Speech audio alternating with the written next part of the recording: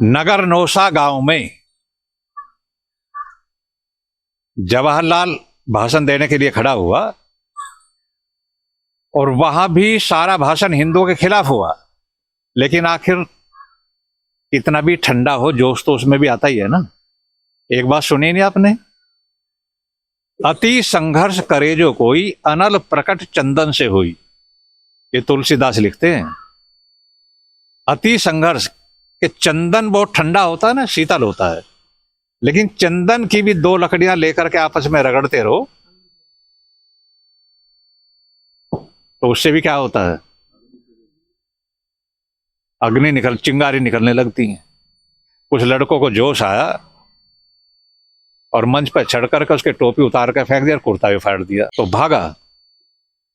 एक लड़के ने कहा, आंखें निकाल कर कुछ शब्द कह दिए तो जवाहरलाल उसके पीछे भागा और वो लड़का नदी में कूद पड़ा तो जवाहरलाल भी उसके पीछे नदी में कूद पड़ा। हरिदास कहते हैं कि अंतरिम सरकार का प्रधानमंत्री,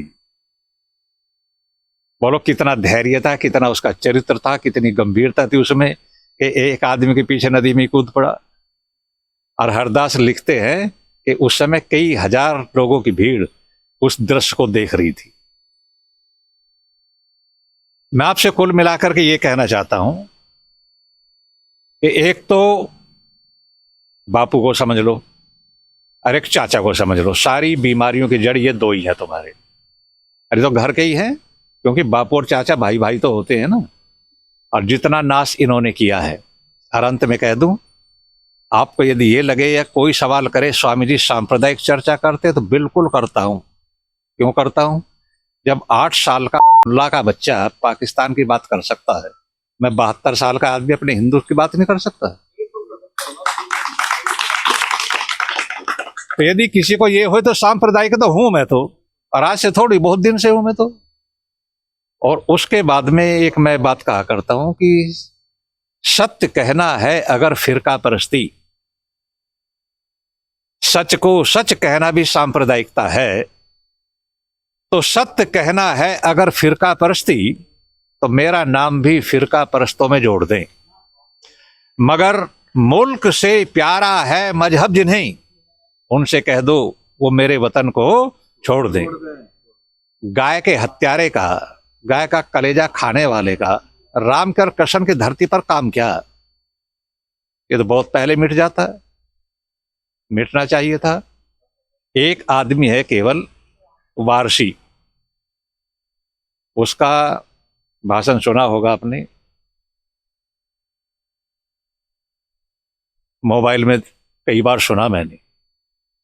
उस व्यक्ति की बात मुझे बहुत अच्छी लगती है। मौलाना है, इमाम भी रहा है वो कहता है कि दुनिया में यदि किसी का एहसान मानना है तो मुल्लाओं को हिंदुओं का एहसान मानना चाहिए। यदि तुम्हें किसी का एहसान मानना है तो इनका मानो। क्यों? क्योंकि देश का बंटवारा हुआ, देश का बंटवारा हुआ, तुमने अपना देश अलग ले लिया और फिर भी हिंदुओं की कृपा से तुम भारतवर्ष में जो कहते हो बने हुए हो। इससे बड़ा एहसान और क्या होगा? और याद रखना, बंटवारा होते तुमने पाकिस्तान मुस्लिम राष्ट्र बना दिया, हिंदुओं ने आज भी उसको हिंदू राष्ट्र नहीं बनाया। बंटवारा होने के बाद भी तुम्हें यहां रहने दिया, इसलिए उनका क्या मानो, एहसान मानो। और वो तो यहां तक कह गया एक दिन तो कि उनके पैर धो करके पानी पियो। उनका एहसान तुम कहां तक मानोगे? कभी पढ़ लेना, उस पर आता रहता। एक दो व्यक्ति ऐसा होता है, क्योंकि सब बराबर हो जाए तो परले का समा आ जाता है। उनमें लाखों में एक, करोड़ों में एक। अब देखो 2018 में इंडोनेशिया की राजकुमारी, एक लड़की, वो हिंदू बन गई है 21 दिसंबर 2018 को, और वो लाखों को ले आई अपने साथ में। सुबोही खान एक लड़की है, सुप्रीम कोर्ट की एडवोकेट, वो साफ कहते दुनिया के अंदर कोई धर्म है तो हिंदू धर्म है, बाकी तो लुच्चों के संगठन है। कुछ लोग ऐसे हो जाते हैं लेकिन उसको दबा देते हैं। हमारे यहां यदि कोई हिंदू का विरोध करे तो कोई दबाने वाला नहीं है उसे। यदि दबाने वाले होते तो आज तक होती ही ना दुनिया में, तभी इनको ठीक कर दिया जाता। लेकिन वो तो पनप रहे हैं ना, पूरी तरह से पनप रहे हैं, और हिंदू ही है उसमें, कोई वो थोड़ी है, उन्हें सबको पता है। लेकिन वहां कुचल दिया जाता है। कुछ तत्व ऐसे हैं जो कुचलने में नहीं आते, उन्हें बिल्कुल साफ तौर पर उनका जो सत्य है उसको कहे बिना मैं कभी भी चूकने वाली नहीं हूं।